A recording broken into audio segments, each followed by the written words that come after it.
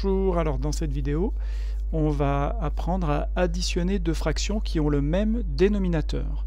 Donc première chose, c'est bien lire la règle que l'on va écrire dans le cours, qui dit que pour additionner, et après on va voir aussi, c'est la même règle pour soustraire, deux fractions qui ont le même dénominateur. Donc on rappelle que dans une fraction, le dénominateur c'est le nombre qui est en dessous du trait de fraction. Alors qu'est-ce qu'on va faire? On va additionner les numérateurs si c'est une addition, ou alors soustraire les numérateurs si c'est une soustraction, et surtout on va garder le dénominateur commun. Alors cette règle-là s'exprime ici sous forme d'une formule générale avec des lettres.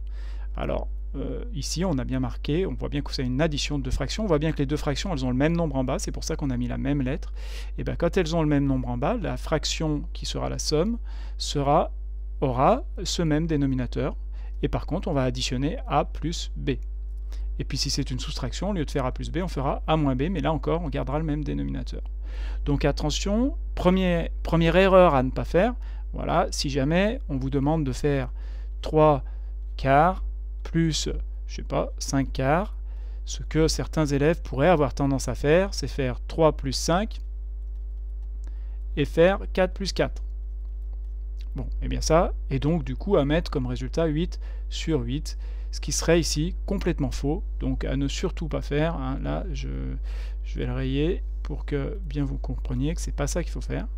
Ce qu'on va faire, c'est additionner les numérateurs, donc 3 quarts, pardon, il faut que je prenne l'habitude de prendre le 3 quarts plus 5 quarts, eh bien on va faire 3 plus 5, effectivement, on va additionner, et on va garder le dénominateur 4. Donc le résultat, ce sera égal à 8 sur 4, 8 quarts.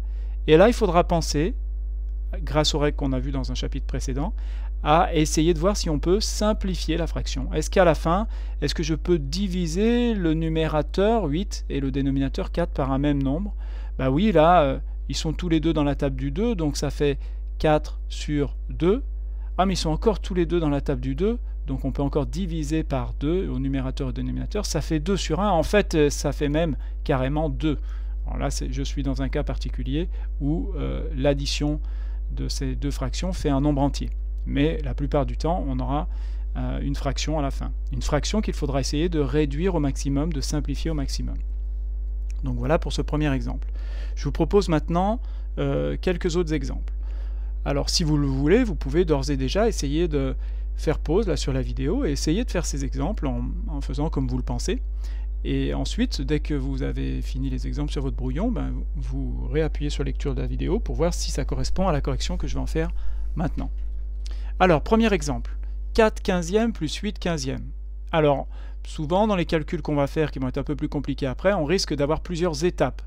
Donc ce qu'il faudra, c'est si possible rédiger en colonne et ne pas éviter d'écrire égal là tout de suite. On ne va pas écrire le égal à la suite parce qu'on ne sait jamais, on ne sait pas si ça va être trop long, si ça va tenir sur une seule ligne du cahier. Donc on préférera écrire en colonne et donc écrire le résultat en dessous. Ici j'ai mis des noms à mes calculs. Le premier calcul s'appelle A, le deuxième s'appelle B, le troisième s'appelle C. Mais je n'étais pas obligé de leur mettre des noms. Alors ici, 4 quinzièmes plus 8 quinzièmes, je vérifie bien qu'on est dans le cas de cette règle qu'on a vue, les deux fractions ont le même dénominateur. Et c'est le cas aussi pour tous les exemples que j'ai mis après. Eh bien, quand les deux fractions ont le même dénominateur, premier réflexe à avoir, c'est mettre au dénominateur ce nombre-là.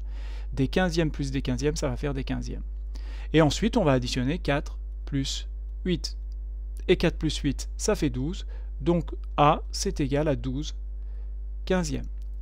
Alors déjà, si vous avez fait ça, c'est déjà bien, vous avez déjà répondu à une partie de la question. Alors après, il faudra avoir le réflexe, l'habitude, et ça c'est souvent que les élèves s'arrêtent ici, de regarder est-ce que cette fraction-là, je peux la simplifier? Est-ce que je peux l'écrire sous la forme d'une fraction qui serait égale et qui serait avec des nombres plus petits? Or, on a vu, c'est ce que je vous demande de réviser au début du chapitre, on a vu qu'on pouvait simplifier une fraction en divisant le numérateur et le dénominateur par un même nombre. Et là, si on connaît un peu ces tables, on sait que 12 et 15 sont tous les deux, par exemple, dans la table du 3. Donc je peux diviser au numérateur par 3 et au dénominateur par 3. 12 c'est égal à 4 fois 3, c'est bien dans la table du 3, et 15 c'est égal à 5 fois 3. Bon, bah, du coup, je peux diviser par 3 au numérateur et au dénominateur, et donc le résultat final, c'est 4 cinquième. Et là, par contre, cette fraction-là, je ne peux plus la simplifier. Donc voilà, le résultat de la du premier calcul, c'est 4 cinquièmes. Alors avant que je fasse les suivants, j'ai préparé pas une petite animation, mais un petit schéma pour bien que vous compreniez aussi ce calcul visuellement sur un schéma. Donc je vais vous le diffuser ici.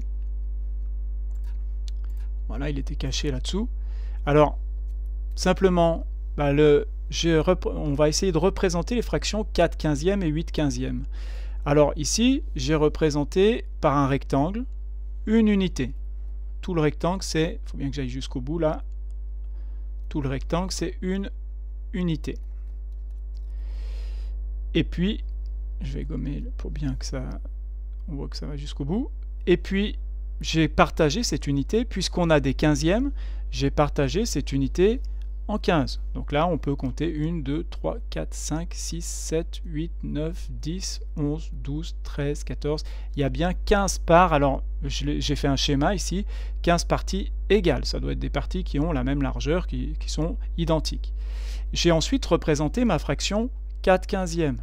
Je l'ai représenté en jaune ici, 4 quinzièmes. J'ai colorié 4 parties sur les 15, 4 quinzièmes d'unité. Je partage l'unité en 15 et j'en colorie 4.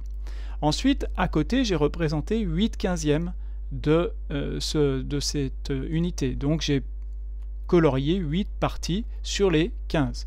Donc la partie rouge représente bien 8 quinzièmes de l'unité. Je vois bien que si je les additionne, imaginons que ce soit un gâteau, si j'ai mangé 4 quinzièmes de ce gâteau, c'est que j'ai mangé la partie jaune. Si ensuite je remange encore 8 quinzièmes de ce gâteau, je mange la partie rouge. Donc finalement, j'aurais mangé tout ça, tout ce qui est colorié. Et tout ce qui est colorié, ça représente bien 12 parties sur les 15. Et bien 12 parties sur les 15, ça fait 12 quinzièmes. Alors après, on aurait pu aussi remarquer qu'on pouvait partager d'une autre manière. On aurait très bien pu partager l'unité en... Pardon, je vais changer pour le faire un peu plus proprement. Je vais partager en vert. Là, on aurait pu partager cette unité en 5 parties égales. Je fais un trait toutes les 3 graduations. Et si je regarde bien, ça me fait 5 parties. Ces 5 parties ont toutes 3 petits rectangles, donc elles sont bien égales. Et finalement, la partie coloriée à la fin représente bien 4 parties sur les 5, il n'y en a qu'une qui n'est pas coloriée, c'est la partie qui est ici, et du coup, ça veut bien dire que cette fraction, elle est égale à 4 cinquièmes. 4 cinquièmes. Donc ça, c'était juste pour que vous arriviez à visualiser le calcul. Il ne faudra évidemment pas faire un schéma comme ça à chaque fois qu'on additionne ou qu'on soustrait deux fractions. Donc maintenant, pour les autres, je ne vais pas le faire. Alors, deuxième exemple, le B, on va regardez comment on fait. Cette fois-ci, c'est une soustraction. Mais pour la soustraction, la règle, c'est la même. Je regarde si les deux fractions ont le même dénominateur. Oui, elles ont le même dénominateur, c'est 8, donc à la fin, j'aurai des huitièmes. Des huitièmes plus des huitièmes, ça fait des huitièmes. Alors, je vais juste décaler pour avoir la place de noter mes étapes ici. Je vais essayer de décaler toute cette partie-là. Voilà, en dessous. Voilà. Et donc, ensuite, au lieu de faire 7 plus 3, comme quand on avait une addition, voilà, on va faire 7 moins 3 au numérateur. Et 7 moins 3, ça fait 4, donc ça fait 4 huitièmes. Et à la fin, on regarde, est-ce que je peux simplifier? Ah bah oui, 4 et 8 sont tous les deux dans la table du 4. Alors je peux écrire à côté, là ça c'est sur mon brouillon, hein, ça c'est 4 fois 1 au numérateur, et 8 c'est 4 fois 2. Donc en fait, on peut simplifier par 4, on peut diviser au numérateur et au dénominateur par 4, donc à la fin, il va nous rester 1 demi. Donc voilà, le calcul B, la différence de ces deux fractions est égale à 1 demi, et là, je ne peux plus simplifier. Et enfin, calcul C, égal, c'est la même chose, des douzièmes plus des douzièmes ou moins des douzièmes, à la fin, ça fait des douzièmes. On garde le dénominateur commun, et ensuite, on fait 7 moins 13. Alors pourquoi j'ai fait cet exemple-là? On pourrait se dire, ben, c'est un peu la même chose que le B. Il y a une petite difficulté supplémentaire qui est liée à un chapitre qu'on a fait précédemment sur les nombres relatifs. Et bien là, 7 moins 13, il ne faudra pas se tromper, hein, c'est pas pareil que 13 moins 7. Et on a vu que 7 moins 13, ça fait moins 6. Donc on pourra aussi avoir des nombres négatifs dans les fractions. Donc évidemment, ça va être un petit peu plus compliqué quand il y a des nombres négatifs, puisque déjà, certains peuvent avoir des fois des difficultés à faire des additions ou soustractions de nombres négatifs. Et donc là, ça fera moins 6 douzièmes. Et là encore, ça marche, hein, j'ai mes deux nombres qui sont tous les deux dans la table du 6. Alors évidemment, le nombre sera négatif, hein, mais 6 c'est dans la table du 6, et 12 c'est aussi dans la table du 12. Donc on peut diviser au numérateur et au dénominateur par 6.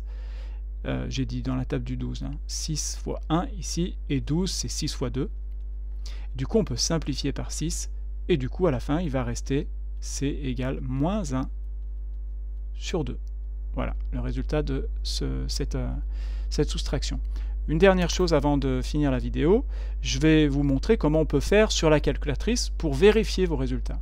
Alors normalement, sur des calculs comme ça, si c'était un contrôle que je donne en classe, j'interdis la calculatrice, puisque le but c'est que je vois vos étapes et que je vois si vous avez compris la méthode. Or, si j'autorise la calculatrice, les élèves vont taper sur la calculatrice, vont me mettre les résultats, mais n'auront pas forcément compris. Mais si vous êtes à la maison, ou si la calculatrice est autorisée, vous pouvez vérifier avec votre calculatrice. Encore faut-il savoir faire, donc je vous montre comment on fait par exemple le calcul 4/15 plus 8/15 sur votre calculatrice ici. Donc pour ceci, on peut utiliser la touche fraction de la calculatrice qui est ici. Donc ici, j'utilise ma touche fraction, je mets mon 4 au numérateur, avec la flèche je descends en bas, je mets mon 15, je sors de la fraction avec la flèche de droite, je mets mon addition, je réappuie sur la touche fraction, et ici je vais mettre mon 8 au numérateur, je descends mon 15 au dénominateur, et je peux faire exécute. Et j'ai bien ici ma réponse 4/5 qui correspond bien au calcul 4/5 que j'avais trouvé ici. Donc évidemment, si à la fin ma calculatrice ne me donne pas la même chose que ce que j'ai trouvé, c'est que j'ai dû me tromper en général dans les étapes du calcul. Voilà pour additionner ou soustraire deux fractions qui ont le même dénominateur. On verra dans une vidéo suivante comment on fait pour additionner ou soustraire des fractions qui n'ont pas le même dénominateur.